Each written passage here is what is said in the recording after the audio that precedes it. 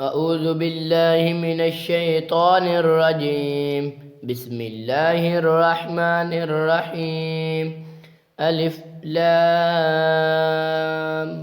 ميم. ذلك الكتاب لا ريب فيه هدى للمتقين الذين يؤمنون بالغيب ويقيمون الصلاة ومما رزقناهم ينفقون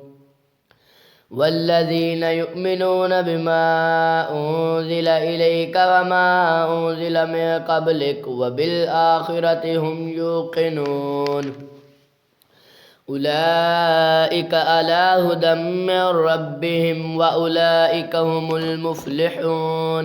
إن الذين كفروا سواء عليهم أأنذرتهم أم لم تنذرهم لا يؤمنون ختم الله على قلوبهم وعلى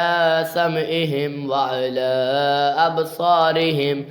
غشاوة ولهم عذاب عظيم ومن الناس من يقول آمنا بالله وباليوم الآخر وما هم بمؤمنين يخادعون الله والذين آمنوا وما يخدعون إلا أنفسهم وما يشعرون في قلوبهم مرض فزادهم الله مرضا ولهم عذاب أليم بما كانوا يكذبون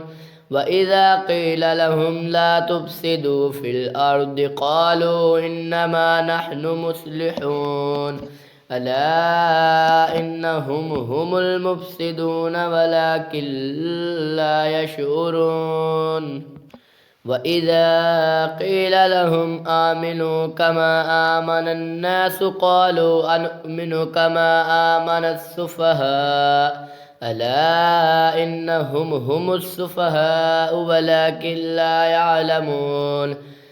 وإذا لقوا الذين آمنوا قالوا آمنا وإذا خلوا إلى شياطينهم قالوا إنا معكم إنما نحن مستهزئون الله يستهزئ بهم ويمدهم في طغيانهم يعمهون أولئك الذين اشتروا الضلالة بالهدى فما ربحت تجارتهم وما كانوا مهتدين مثلهم كمثل الذي استوقد نارا فلما أضاءت ما حوله ذهب الله بنورهم وتركهم في ظلمات لا يبصرون صم بكم أمي فهم لا يرجعون أو كصيب من السماء فيه ظلمات ورعد وبرق يجعلون أصابعهم في آذانهم من السوائق حذر الموت والله محيط بالكافرين يكاد البرق يخطف أبصارهم كلما أضاء لهم مشوا فيه